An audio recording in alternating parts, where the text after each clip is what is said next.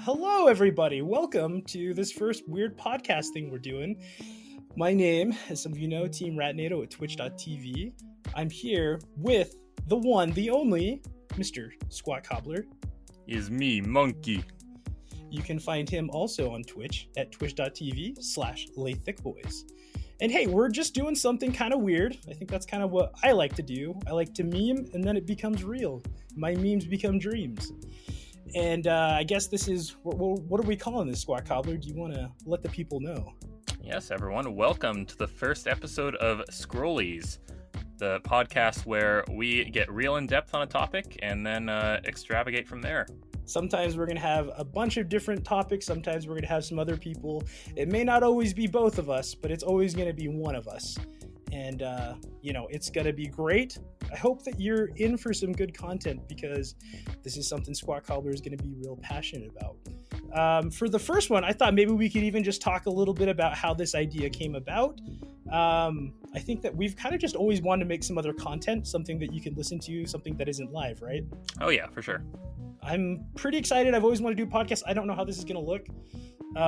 Squat, maybe this is the beginning of our media empire. This marks my third ever appearance on a podcast, and I think, third time's the charm. We're just going to skyrocket from here on out. I imagine 2 other failed podcasts with one of them's still going on to this day, I believe. The second one, my appearance marked the last episode. However, it was also the second episode, so I don't really want to blame that on myself quite as much as I think I might otherwise. Fair enough. Yeah, I like this. I like listening to podcasts, so, hey, if you're listening to this right now, the 3 of you that are listening to it, or in 5 years, it's 2027, and we're actually living real life Fallout, and you're listening to this. It all began here, everyone. The downward spiral. All right, so like we're talking about topics we like. Side scrollies, you and I both know them, Squat. One of us loves them, and one of us has a lifetime supply of them already. Yes, indeed. And to clarify, these are the 2-dimensional side scrollies, or at most 2.5D. 2.5 dread, if you will. Yeah, so let's get into it. What do you love side scrollies, Squat? I would say you love them. I very much so enjoyed side scrollies. They've been with me from the start.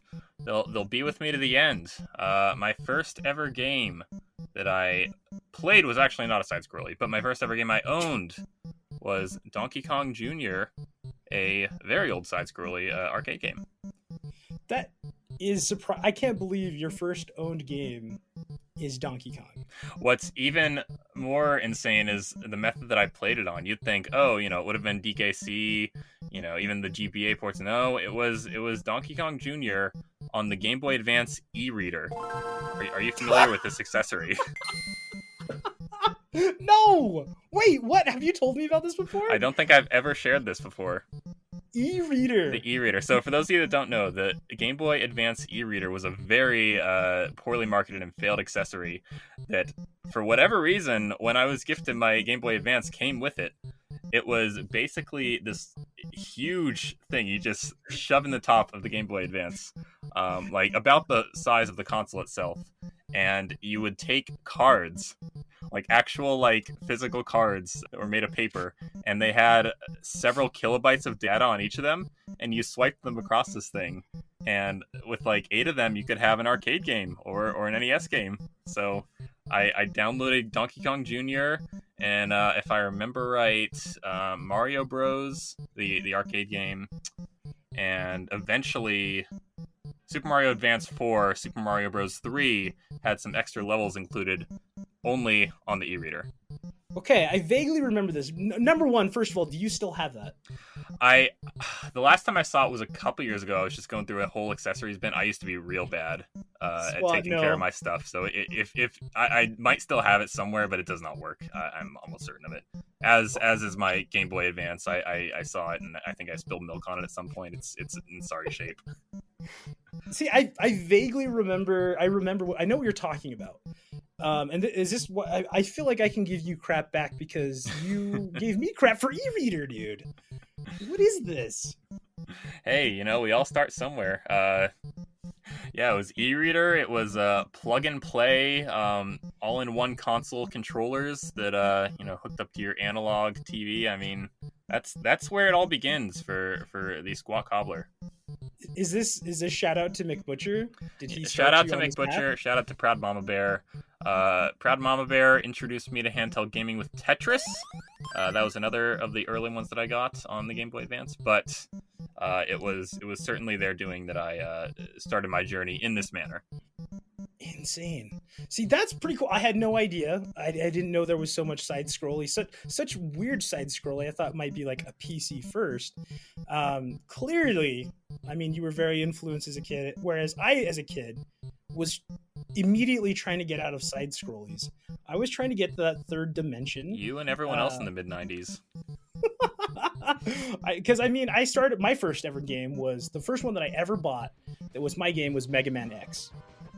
Very good. Pretty sure. I've heard. I have not played, actually, to this day. You got to. I thought Snotrag had a redemption for Shraxa.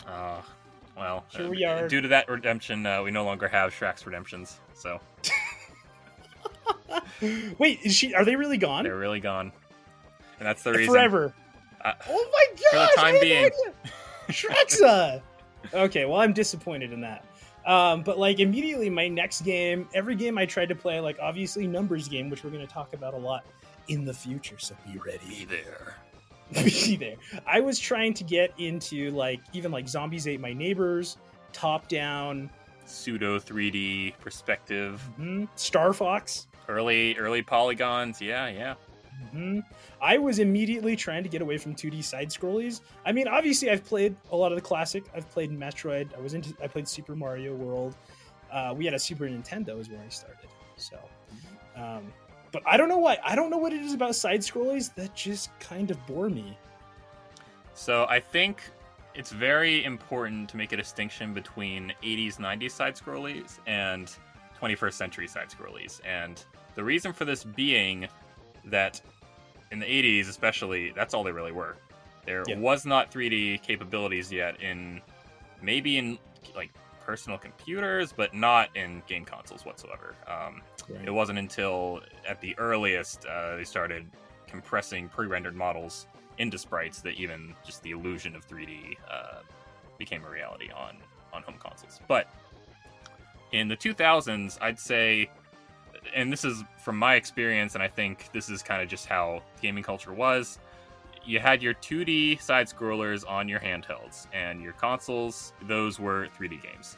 Pretty much across the board, with maybe the rare exception of a retro throwback or a movie tie-in. Like, it would only be 3D on home consoles, only 2D with maybe, like you said, some pseudo 3D perspective on handhelds, just because of the power involved. So you kind of feel, I mean, there's a tier list of 2D side-scrollies for you. Like, this is the best, this is the middle, this is the worst.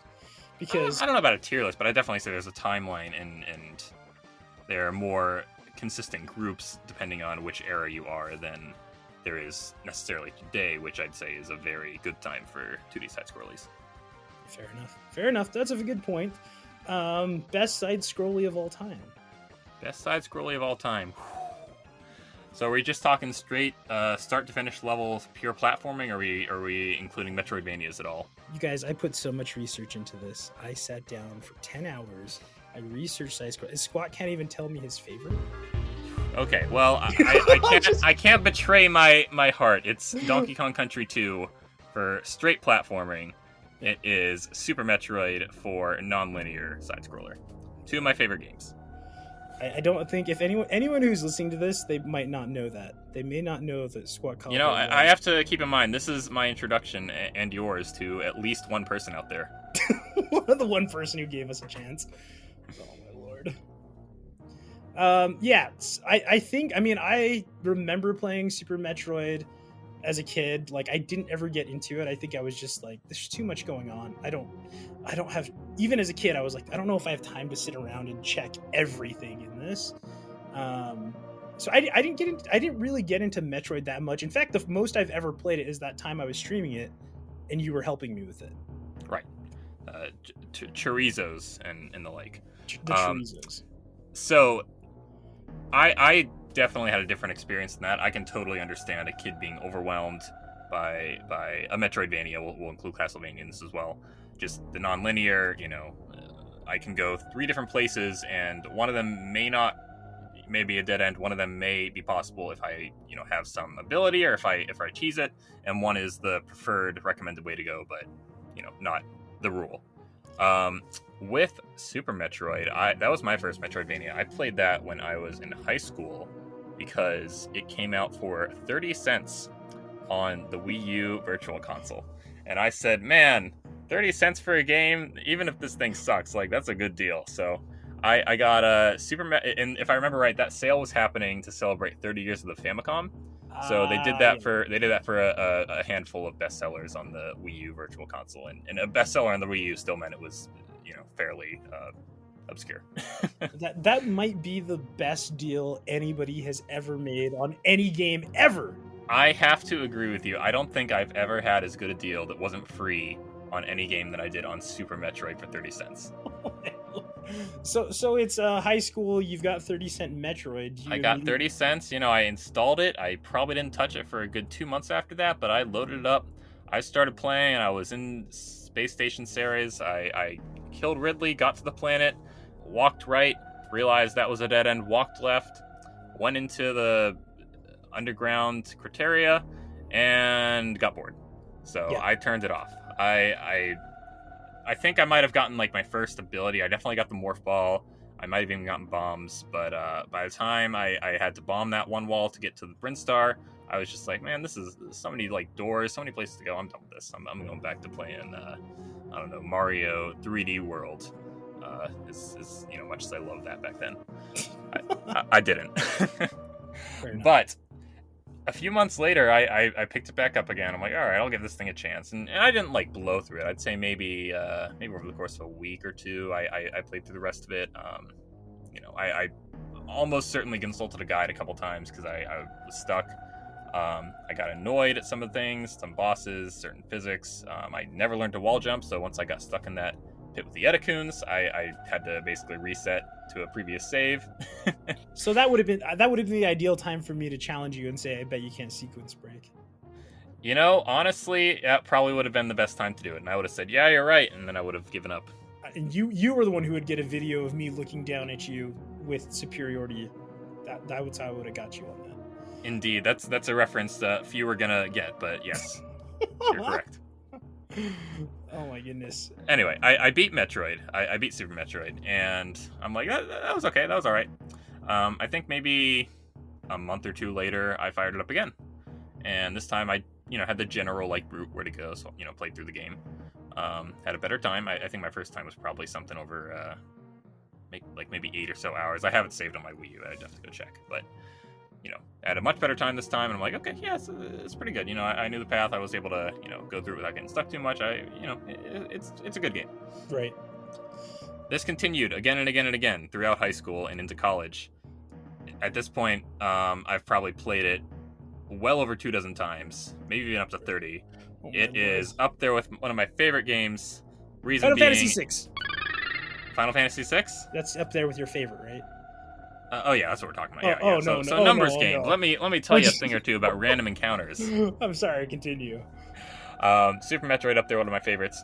Reason being, it's infinitely replayable, accessible to beginners and pros alike. You can break that game in half. You can fight the bosses in reverse order. You can go through it without getting some key items, and it is more than open for you to do that. It's either intended by the developer or you're given the tools to do just about whatever you want if you're good enough in that game. And that's something that I've very rarely encountered in just about any game that's not relying on glitches to this day. Right. Yeah. Well, I think that's what is really great about, especially like those early SNES and even some NES side scrollies. I'm going to say especially SNES. They still hold up. Yeah. I played Super Metroid, and it's like mechanically solid. There's nothing in there. Like, there's a few things like, I wish they did this. Hey, we figured out a better way to do this in the last 30 years. But the sprites look amazing. It handles really well, and even then, I guess, I mean, like, I imagine Dread is kind of an upgrade of that. Just like, hey, let's take everything there, make it look a bit nicer, and add some new mechanics. Ooh, we'll cover Dread, but yeah, it's certainly I'd say it's a near perfect game, Super Metroid. There are two flaws that I can name, and that is the fake wall that lies to you that you have no way of seeing as a fake wall, and the point of no return save in Torian. Everything else about that game is either an acquired taste, but vital to how that game works, or it is just a beautiful showcase of unspoken game design and leading the player where you want them to go without outright saying it. Yeah, that's fair. I want to like side scrollies. I do. I feel like that's my duty as a gamer. Well, you know, I feel that. I'd say when did you cut off side scrollies? When did you just say not for me? Was it the early 3D area, or was it sometime after that? You know, I really think it probably was like N64. That's kind of when I just decided, like, they feel so limited. After you've played Super Mario 64, after you've played Ocarina of Time, how can you go back to 2D? That's kind of how I felt about it. Sure. And I get that, because we're talking about a gaming landscape where that's all there was before 3D for the most part. Yeah, you didn't even come into that until high school. I was like already side-scrollied out by... I was born into a world with the N64, so there I've aged myself just there, but there you go. I've only known a world where 3D was a prevalent norm. Yeah, and good 3D too. Yeah. So do you count Smash Bros as a side-scrolly? Yes. Yeah, there's never a point in the game where you have to go into the background. Yeah, exactly. And that's what I consider a side scroll. Even DKC Returns, where you do shoot into the background, it's still a 2D plane back there. So right. Well, and the reason I bring that up is because Metroid was the first, or because I remember that you got into like Metal Gear Solid, is it like Zelda? I guess was Metroid part of that because you played Brawl? Metroid is part of the grander results of Brawl influencing me greatly, introducing me to dozens of new gaming properties, because at that point in time, 2008, 2009, I really only knew Mario, DK, maybe a Kirby here or there, but I mean, on consoles, we're talking about, like, I was sticking to what I knew. I wasn't getting something unless I saw a familiar face on the box. Yeah. PC gaming was a little different. I was willing to get a little weird there, but for these established mainly 2D franchises, that's what I played. That's what I knew. Right. So it's all because of Brawl that I decided to branch out, and that's I've been on a pretty steady charge into unknown waters for the last decade or so. I'd say ever since I got into high school, I've been exploring new franchises, new games, and it's all the better for it. I'm just waiting for you to get into Final Fantasy VII, because Cloud and Sephiroth. Any day now. I know I know you want to get to those as soon as possible. So. Oh yeah. That's why I bought it on the Switch eShop. I heard it had a fast forward feature, and that was a real selling point for me. Oh my gosh! Actually, though, that does make a huge. Yeah, I mean, I get it. I understand. That's a different thing. We'll talk about. We'll get there. We'll get there in episode 2, perhaps. But and then no more, because no one will listen except for that's annoying. Shut up. No, just kidding. So. I think we've covered the 90s pretty well. I'd agree with you. I'd say, NES, SNES, probably 95% 2D games. And then any pure 3D games with polygons or pre-rendered graphics, like those were like the new big thing to show you what the future was like. Yeah. As much as I love the N64 specifically, and some of my most cherished childhood games are from that era, I have to say the early 3D gaming era was the worst thing to happen to video games. Set them back for probably a good 10 years. Yeah. Because we were on a trend where people were figuring out the hardware, figuring out how to make things work, how to move on from arcades, how to move on from really difficult just game over constantly, password to continue, start from scratch, into a more mature, flourishing world of the 16-bit era. The bit wars, I think, played a huge part in that. And then Blast processing. Genesis does. What Nintendo? But the next big thing was 3D. So even though we were making these huge strides in streamlining 2D, everyone wanted to move on. And I think, I'm not sure the exact number, but if you look at PlayStation more so, but N64 definitely to a much lesser degree, almost all 3D games. Even franchises that had only been 2D up to that point were getting 3D installments. I think Mischief Makers, if I remember right, is a 2D N64 game, and then Kirby, Crystal Shards, and Yoshi's Story were also 2D games, and people hated them from what I've understood. It's like, why are we playing these old-looking games when we have this new system that can do 3D? And that is the state of 2D games in late 90s, early 2000s. Everyone wanted to be 3D. Even your 2D games were getting 3D models just because it made them look more modern, like Smash Bros, like even Kirby Crystal Shards, like I just mentioned. Right. Well, and that's the thing. I don't know. I think it was necessary. I think we had to go through it. Like, it's a step back, and I don't know. I think a lot of 3D stuff. I mean, we had to have the nostalgia for everything. Now that we have everything, all these 2.5, everybody loves Hollow Knight, which, Bapanada. do not like. I do not enjoy. But we have this huge renaissance, which is pretty cool. And that's what I mean. I want to be involved in those because I think everything for me that I enjoy about gaming is stories, is kind of being part of the zeitgeist, understanding references. And I think that's just... It is pretty cool. I love the kind of infinite nature of what a side-scrolly can be now. And I'd say you're right calling it a renaissance right now. There was a moment, and that moment was Super Meat Boy. Totally just blew the gates open. For one, it was an indie studio. I think only a couple people made it, and it was a huge success. It was difficult, but it was fair.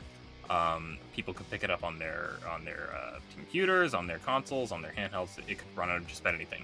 And with that, we've just seen new series, new one-offs, indies, AAA, side-scroller installments, and we're getting all different kinds of styles. We're getting all different kinds of layouts, whether it's Metroidvania or linear, and even just some weird concepts like Hue is a game where it plays with color, disappearing platforms. It's a totally different landscape post 2010. Than before that. Right. I think a lot of the time in there, especially like you're saying, I mean, we had like Braid, we had Super Meat Boy, we got Hollow Knight now, Ori, all these games that everybody plays and considers all these masterpieces. How do I get into them? How do I get into side-scrolling Squat? What do I do? How do I enjoy them? Be Sure. my side-scrolly sommelier right now. Sommelier here reporting for duty. You may call me Sensei. So I think you need to decide, what is it you enjoy more in a platformer? Is it the feeling of accomplishment you've beaten a level? Is it the sense of overcoming an obstacle? Or is it the exploration of a new environment, a new world, a new area? If it's the latter, I'd say maybe Metroidvania is the route to go. If it's the former, plenty of studios are doing their own new thing based on linear platforming of the past. Mm-hmm. Tropical Freeze is a great example on Nintendo systems. Ori is a great example of Metroidvanias on Xbox and PC. I think what I want to do, I do want to go back and finish Hollow Knight. I don't know how I'm going to do it. It's so difficult. What I understand from people, I haven't played Hollow Knight yet, but what I understand from people that are big Hollow Knight stands is that is what you graduate to. That's a Metroidvania to not be compared with any that came before. It's 50 hours long, it's difficult, it's brutal. There's about 6 different ways you can go from the start. It's insane. I'd say maybe start out with something like Ori, something that's fairly straightforward, that gives you a goal, go here. It gives you the abilities in an order that makes sense, and you can play them and come into them. And by the end of it, you'll feel like, hey, I started out as this weak little thing, by the end of this, I'm this big, strong character that can do just about anything I want. Yeah, like anything like that, Castlevania, any kind of Metroidvania. I will say, one I do like is Bloodstained, Ritual of the Night.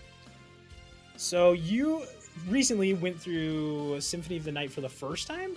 Yep, back in October, and only in October, I finished Symphony of the Night.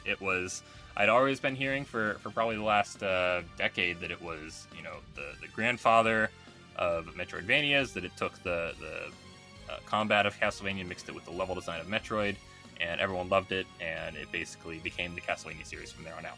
It was always non-linear, it was always a castle, you're always getting your items, you're always getting your abilities upgraded, and Count Geordie is always there as well. Count Geordie's always there to flip the castle when you think you beat the game, but you haven't. Oh my goodness. I think, Bloodstained. So somebody who I played the SNES Castlevania. I played a little bit of Symphony of the Night. I don't think I ever finished it.